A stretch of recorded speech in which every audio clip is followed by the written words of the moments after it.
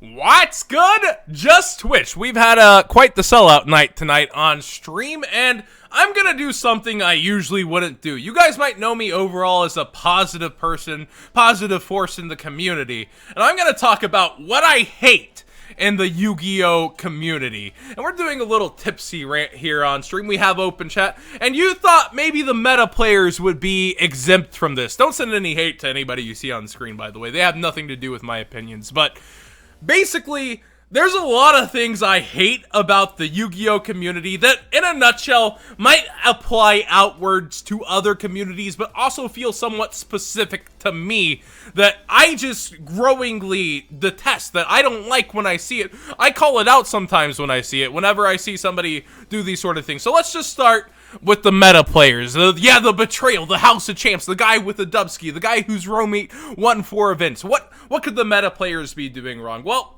whenever you have the more elite players who think they're really good at the game, they tend to really downwardly push other duelists, and they push their worldview of Yu-Gi-Oh onto other people.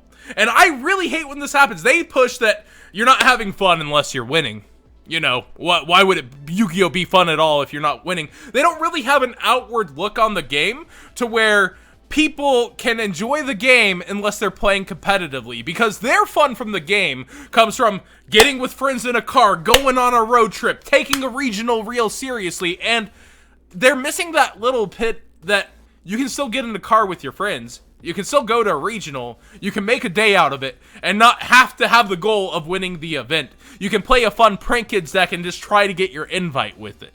And a lot of people will be quick to say, well, you didn't top the regional. And yeah, that's a fact whenever, you got your invite and you're happy for it. But, like, let the dude enjoy their invite with freaking prank kids, Like, don't crap on their day just to let them know. Now, it's different when they're, like, being technically incorrect, right? Like, when they're saying, oh, well, okay, I topped the regional, but they got their invite. There's a little bit of difference, because then you're talking about technicalities, and people can be too technical in this community, but, like, to correct them on that, that's one thing. To actually rain on their parade and, like, say, oh, that means nothing, like, regional tops in the first place, I have 23 of them, they're a personal accomplishment. They're not a credited accomplishment. If you go and tell somebody at Chipotle, if you even topped a YCS, let alone a regional, oh man, I'm quite the Yu-Gi-Oh person, I did this at this event, are you gonna get a discount at Chipotle? Is the person making your burrito gonna care? Is anybody in the world outside of Yu-Gi-Oh players gonna care? No. And you know why? Yu-Gi-Oh players, all they have are their creds, and that's why the competitive players care so much about them. And credentials lead to basically this cockiness in some people and humbleness in other people. Like, you have champions like Philly Luna, Billy Break, who are like the most humble people ever. But then you have those people who carry their tops like they're worth their weight in gold. And that's what really pisses me off in the competitive scene. You have these people who tread on other people. How many tops do you have? Is like their go-to in an argument. And it pisses me off. I have tops. They're ancient. They don't mean shit. They don't mean anything anymore. I won with a $200 deck against 2 $5,000 decks in my finals and top 4 a decade ago. They're ancient. They don't matter. What do your tops today matter? Oh, are you topping consistently in this format? Good for you. Why are you gonna shit on somebody for it? And that's what I really don't like in this community, when people use that against others as their disposition for an argument. It doesn't make any sense. That doesn't make you any more right when you're talking about the cards. Just because you're validated in current events doesn't mean that you're necessarily right, and people try to use it as fact and take it as fact, and it's pretty crazy in this community. They try to use that as validation, because at the end of the day, all we have are credentials. You're prizing. Congrats on your Win-A-Mat or Nintendo 3DS if you didn't get top 3. Good job on your consistent Win-A-Mats and 3DSs for not getting top 3. Good for you. I hope you enjoy yourself, because your pride is what you have, and maybe that's comes from the anime. You have Kaiba, of all people, right? Kaiba going in and talking all that crap to Yugi, and maybe that's where it all stems from in the beginning. Like, Kaiba is a role model to duelists when we're young, and we all think he's super cool, but realistically, like, we just don't have prizing that matters outside of, UDSs, ARGs, like, nationals and WCQs. There's not really pricing that backs up the talk that we give. There really isn't. So for you guys, multi-top 8ing, 16ing, good for you. Real good job. Don't use that to weigh down the other people, the casuals.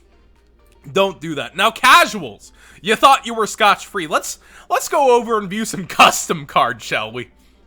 Let's get over here. Again, nothing against anybody over here. Casuals, there are some of you. This isn't all of you. Let's be real here. There's a lot of friendly casuals who do nothing but enjoy the game, the mechanics, etc. Then there's casuals who go, oh, if you're playing a meta deck, you're terrible. There's the people who rage quit the moment Armageddon Knight is summoned without seeing that it's a freaking Nordic deck. They think they've seen enough of it, and they're going to rage quit the moment that you've summoned an Armageddon Knight, or even go into Isolde, and they're like, oh, I know where this is headed. Let me summon my Nordic cards, please. Like, there's definitely this range of casual who's like, there's a casual elitist section. Let me tell you, there's literally people who think their opinions are fact, just like those competitive players I was raging about. And they go like, oh, if you're playing this deck, you're just a sheep. You're terrible. By the way, if I was at this event, I would have won. Well, why didn't you make it out? Oh, it's pay to win. It's all cash. Like, first off, when you get to the top 32, pay to win is an invalid argument. If you get to the top 32 and you look at everybody's budget in their decks for the most part, almost everybody has the same fielded budget. You've already paid for a flight or hotel. Maybe you happen to drive with friends to the YCS in a car and were really budget to get out there, but for the, or you lived in the area, right? But for the most part, for the people who are topping, their budget all seems to be the same. So once that top 32 hits, is it really pay to win anymore when the $1,000 decks collide? But you hear that, oh, it's pay to win. I wouldn't go, like, why would I bother showing up? But I would have won. You have all these excuses prepared, man, and you're not partaking. You're not trying to actually face the trials. You're just talking that hot garbage. And I feel like this casual elitist player kind of mentality is completely ridiculous. Like, I love the casual player base. If you don't know, in my streams, I have deck building challenges. They're only $5. I build any deck, and I either take it into 3 single rated games versus the viewer that donated, or versus a random viewer. All the donor's choice. And they're some of the most fun I have playing Yu-Gi-Oh! And I'll pair up against people that say I'm playing meta when it's not a meta deck, or I'll have these people that like just go in and like, you're on Dueling Book, you're on a Friday night, a weekend, and your choice is to talk crap to somebody online playing Crusadia, thinking that it's a meta deck, not a budget deck, not a deck that barely sees any regional tops. Crusadia is too meta for you. That's the kind of thing I hate to see in Yu-Gi-Oh! Is when like, you're a casual elitist. It's actually insane to see those people. So I feel like there's 2 ends of the spectrum. You have the casual duelist who's a snob against anything competitive and thinks that you're mindless for playing it. And then you have the competitive player who thinks only winning matters, only credentials matter, and they only respect you if you have those. And even if you have those, if they're too aged, they don't matter to you. What is it? People will call me a washed up has-been when I haven't really pressed into the competitive scene too lately, and I'm fine with that. I am. Honestly, I am. Like, I'm sitting here just watching casual duels on Dueling Book, having a fun time. I love being a casual, honestly. It's more fun than I ever had competitively. Getting to hang out with my friends with no pressure and cheering on my friends who are taking the game seriously. I've never had more fun. It's like that guy at the beginning of the Pokemon games. When you're in a gym, he's like, let's go get it, champ. I love being that guy. If I'm honest, I'm once a competitor and I love being that guy. Who knows that guy's past that's always cheering you on? Maybe he's a former Pokemon champion. You don't freaking know. And I honestly love it.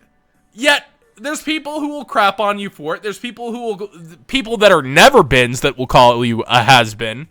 And I just find it like, why? Why are you just trying to hurt somebody's day? And you find a lot of that. But like I said, it's not community exclusive. You'll find it in the Smash community, even worse.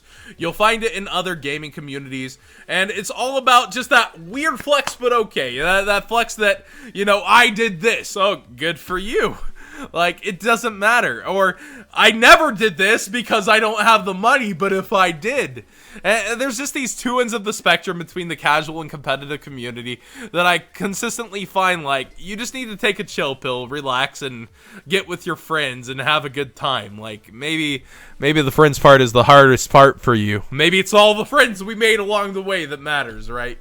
But it just feels like there's definitely these people who don't care for other people. They'll put cards before people. I definitely know, even especially with these custom archetypes, I touched on it recently in a video, people will put like the cards they've created over other people. People will put archetypes already made in the games like Shadows and Blackwings over other people, and I find huge problems with that when you put the cardboard in front of you that you care so much about because you're so passionate about it over the opponent in front of you. I have a huge problem with that. But again, that's just my opinion, and there's several ways you go with it between the casual and competitive community. There's problems in both. Don't pretend. It's people. There's always going to be problems when there are people, and Yu-Gi-Oh! Is that game where you sit across the table, you're going to actually end up with somebody, and you got to play them. Dueling Book, you can leave. That's the nice part about Dueling Book. You can just leave. In real life, you can't leave that table till the round's over if you want to be there. People are basically forced to sit there with you and talk to you and face your social, like, anxiety slash, you know, whatever you have that's causing you. Oh, this is the Squirtle Squad deck. I actually like this a lot. But you get what I'm saying? Like, they're actually stuck there with you, and you're going to treat them this way. And you're going to show up to that locals weekend in and out and just treat them that way. Like, just grow up a little bit. Consider the people across from you more than the cardboard that you've gathered and put in front of you and are passionate about. There's a person across from you on that table or in that messaging board or Facebook. I know it can feel so impersonal online, but just actually put care into it. I feel like recently on Facebook there was an argument in Zodiac where like somebody was like, why would I bother to take the time of day to actually argue with this person? But there was like a multi-thread like actual argument of him just insulting him instead of arguing with him, and it's like, then why are you bothering? And that's kind of part of the community in a nutshell. And I really hate all these aspects, and they're fixable. I would never do a rant without a solution, and the solution is just consider the human beings that you're playing with. Consider the people over the cardboard, and you'll have a good time. Thanks for watching. As always, subscribe if you haven't already. If you enjoyed the conversation, give it a thumbs up. I know this was more of a rant, and hopefully it's not that negative to you because there are problems within our community and they should be addressed instead of ignored. Saying that this video brings up negativity, sure, go for it, but like addressing our issues is an important part as a community, and I want to do it even if I'm a little tipsy and having fun on the live stream. Like, I think there's definitely a purpose to it rather than just stirring the pot. Hashtag toxic Yu-Gi-Oh! Community, toxic streamer. Like, no, our community as a whole is great. I've met some of the best people through it. I've met child doctors. I've met lawyers. I've met people with high aspirations in life.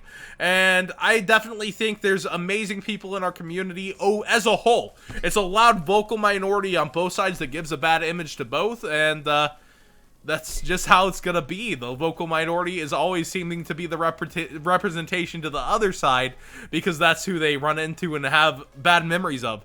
One negative experience outweighs 20 good ones, right? That's the rule. So I know that's how it is, but like try to hold on to those positive ones more than the negative ones. See the good people in the community. It's a large majority of us, even for Yu-Gi-Oh! Thanks for watching, everybody. You have a good night. And again, thanks for even being here and watching a video about Yu-Gi-Oh! And supporting me.